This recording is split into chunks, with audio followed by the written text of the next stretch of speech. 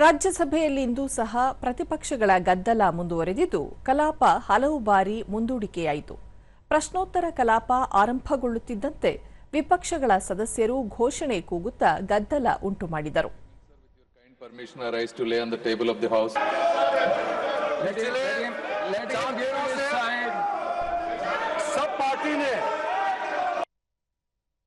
ಸಂಸದೀಯ ವ್ಯವಹಾರಗಳ ಸಚಿವ ಕಿರಣ್ ರಿಜಿಜು ನೀಟ್ ಪರೀಕ್ಷೆ ಕುರಿತು ಸುದೀರ್ಘ ಚರ್ಚೆ ನಡೆಸಲು ಸರ್ಕಾರ ಸಿದ್ಧವಿದ್ದರೂ ಕಲಾಪಕ್ಕೆ ಸತತವಾಗಿ ಅಡ್ಡಿ ಉಂಟು ಮಾಡುವುದು ಸರಿಯಲ್ಲ ಎಂದರು.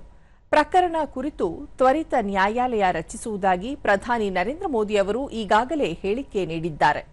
ನೀಟ್ ವಿಚಾರವಾಗಿ ವಿಸ್ತೃತ ಚರ್ಚೆ ನಡೆಸಲು ಸರ್ಕಾರ ಸಿದ್ಧವಿದ್ದು ಈ ಚರ್ಚೆ ಸದನದಲ್ಲಿ ಇಂದೇ ಆರಂಭಗೊಳ್ಳಬೇಕು. ಈ ವಿಷಯವಾಗಿ ಯಾವುದೇ ರಾಜಕಾರಣ ಮಾಡುವುದು ಸರಿಯಲ್ಲ. ವಿಪಕ್ಷಗಳು ಚರ್ಚೆ ತಡೆಯುವ ಉದ್ದೇಶದಿಂದ ಗದ್ದಲ ಉಂಟು ಮಾಡುತ್ತಿರುವುದು ಸಲ್ಲದು ಎಂದರು.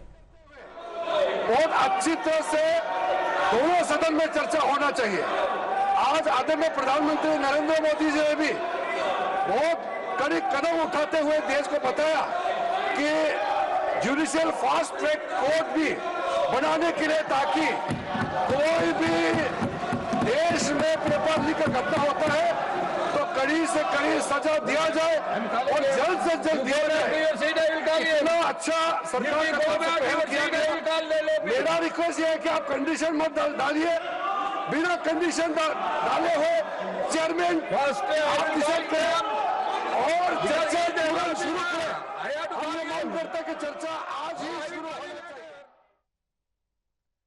ಪ್ರತಿಪಕ್ಷದ ನಾಯಕ ಮಲ್ಲಿಕಾರ್ಜುನ ಖರ್ಗೆ ಶಿಕ್ಷಣ ಸಚಿವರು ಕೂಡಲೇ ರಾಜೀನಾಮೆ ನೀಡಬೇಕೆಂಬುದು ನಮ್ಮ ಆಗ್ರಹ, ಅಲ್ಲಿಯವರೆಗೆ ಚರ್ಚೆಗೆ ಮುಂದಾಗುವುದಿಲ್ಲ ಎಂದರು.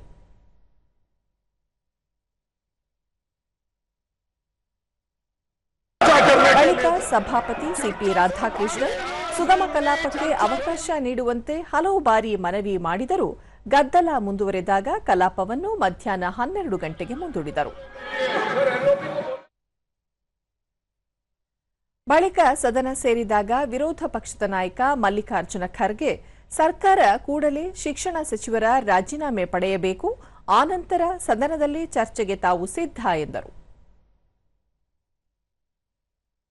ಸಭಾನಾಯಕ ಜೆಪಿ ನಡ್ಡಾ ಪ್ರತಿಪಕ್ಷಗಳ ಸದಸ್ಯರು ಸದನದಲ್ಲಿ ಬೇಜವಾಬ್ದಾರಿಯಿಂದ ವರ್ತಿಸುವುದು ಸರಿಯಲ್ಲ, ನೀಟ್ ಪರೀಕ್ಷೆ ಕುರಿತು ಚರ್ಚಿಸಬೇಕೆಂದು ಈ ಮೊದಲು ವಿರೋಧ ಪಕ್ಷಗಳು ಆಗ್ರಹಿಸಿದವು.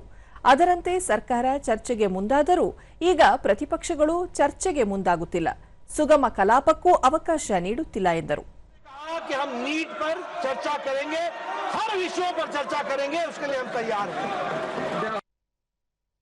ಇದೇ ವೇಳೆ ಪ್ರತಿಪಕ್ಷಗಳ ಗದ್ದಲ ಹೆಚ್ಚಾದಾಗ ಸಭಾಪತಿ ಸಿಪಿ ರಾಧಾಕೃಷ್ಣನ್ ಕಲಾಪವನ್ನು ಮಧ್ಯಾಹ್ನ 2 ಗಂಟೆಗೆ ಮುಂದೂಡಿದರು.